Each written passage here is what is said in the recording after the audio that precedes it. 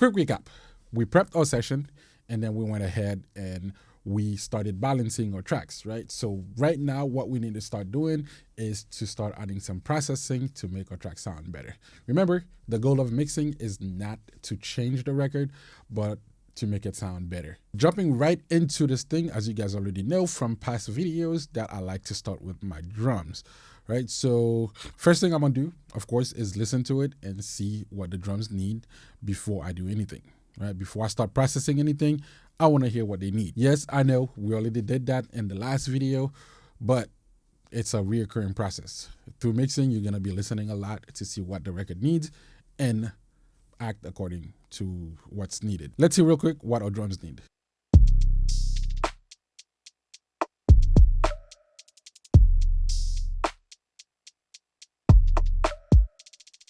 Just listening to that real quick, it doesn't sound like anything special. So our goal is to take that and make it sound better, right? How are we gonna do that? Well, let's do, first thing I'm hearing is that it sounds weak, right? So we're gonna fix that. And next, maybe a little bit of time-based effects and maybe some saturation and see where that takes us. All right, so let's get started. As you guys already know, one of my favorite compressors of all time is the stock compressor. So I'm gonna start by loading that into my kick. And from there, what I'm gonna do, of course, I don't need the actual compression. So what I need to do is turn that off essentially. I do need this to clip and I want that on.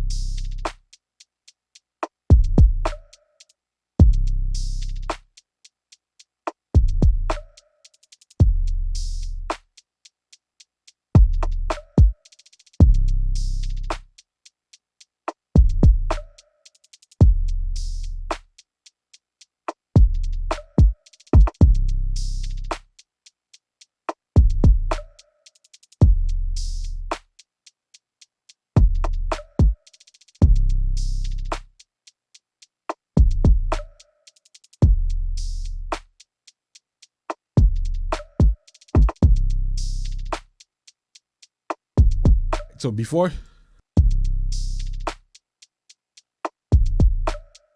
after.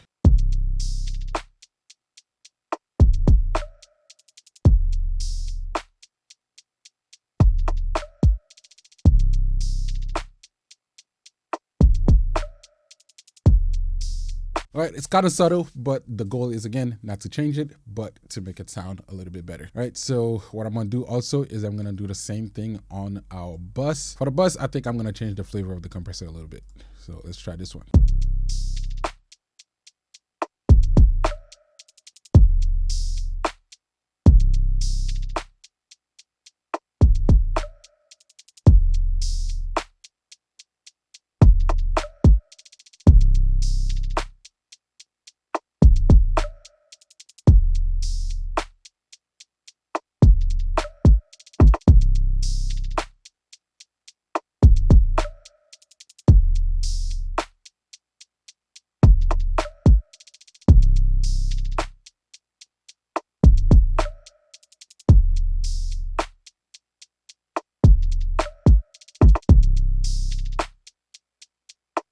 Before,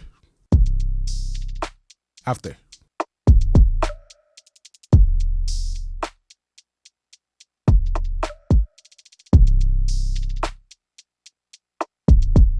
That already made a huge difference in our drums, right? So let's hear everything in context.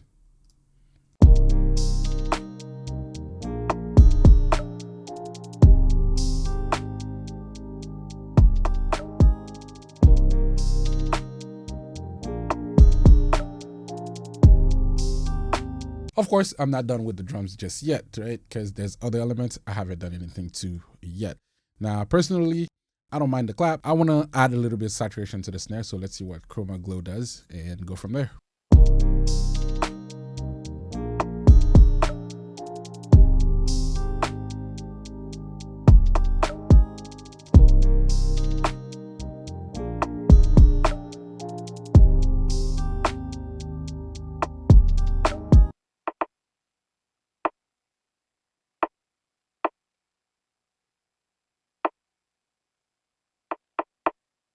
I don't think that's what I'm looking for, so let's change our saturation plugin and see what we got.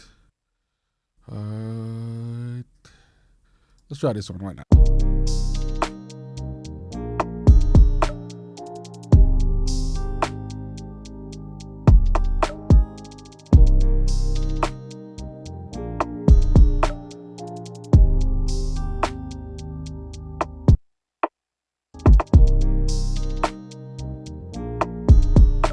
And of course, like every other plugin, if you are getting more in your output, you want to back off a little bit to make sure that it sounds relatively the same.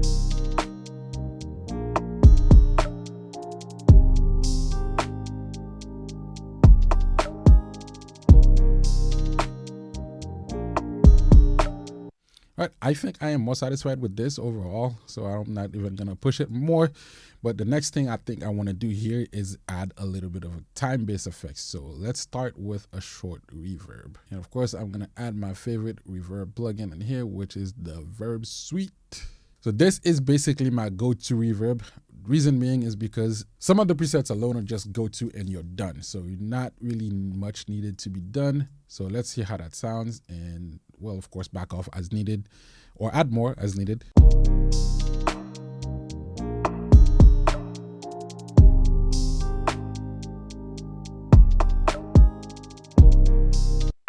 My rule of thumb for processing reverb on drums is to have the reverb be cut off by the next downbeat, right? So basically, if my snare hits on beat 3, by beat 1, I need that cut off. So for example, we go like 1, 2, 3, 4, cut.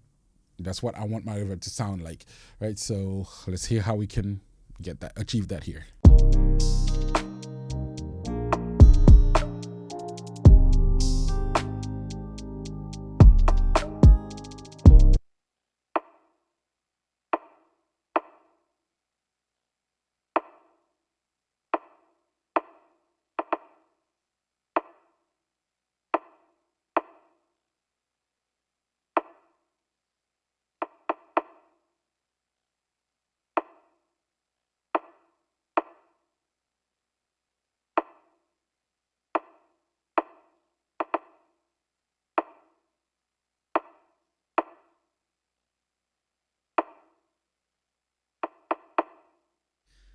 All right. Now, obviously, you're hearing the reverb very loud. I'm not going to leave it that loud, but this is just for me to dial in the numbers and, of course, for you guys to actually hear what's happening.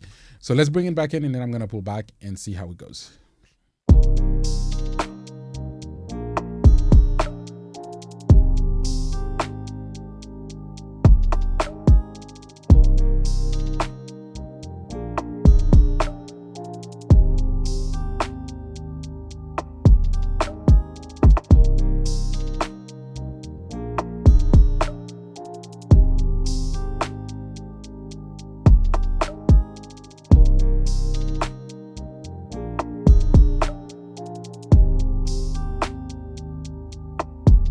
Now, the next thing I want is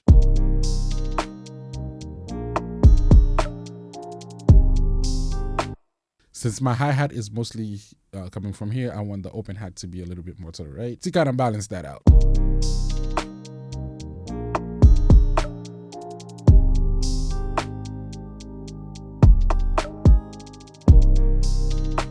And also, this might be a little weird, but I'm feeling like adding a little bit of delay to the open hat. Let's just experiment and see how that goes. Doesn't have to be something to actually keep in there, but who knows what it's gonna do. Let's see what we're able to dial in.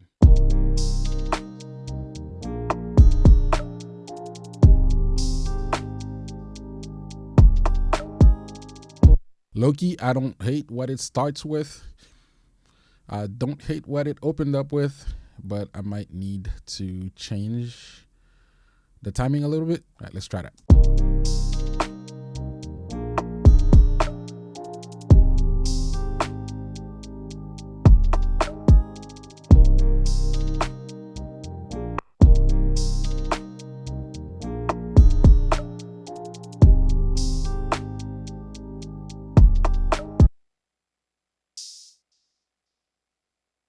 All right, now I think the original timing I had was better.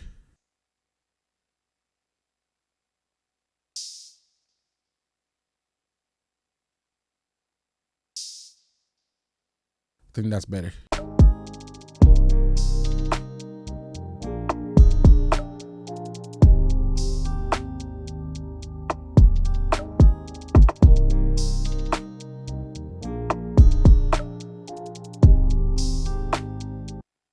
I'm actually feeling that a lot, so I think I'm gonna keep that. All right, so next thing is the perk. Let me see what I want to do to the perk. Other than that, I think my drum is starting to sound solid. So let's hear.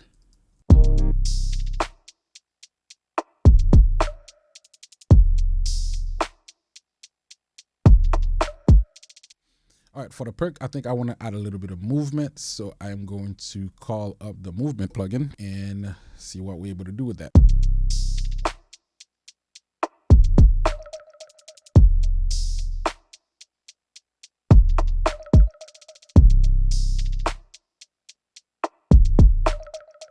I don't think I need to do anything. This is the stock preset that comes with the movement plugin. Let's hear how it all sounds in context of the mix.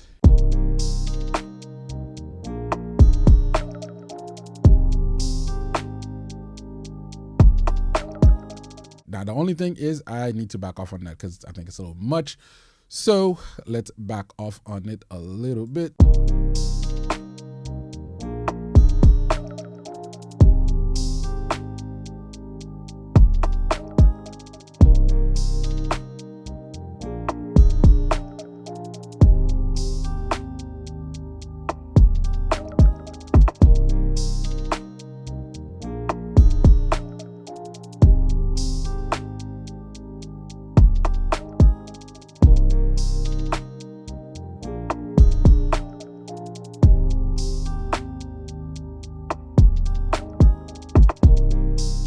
I think we're good here. So that is basically how I would process the drums. Take it from sounding plain and boring to adding a little bit of sauce and make it knock harder.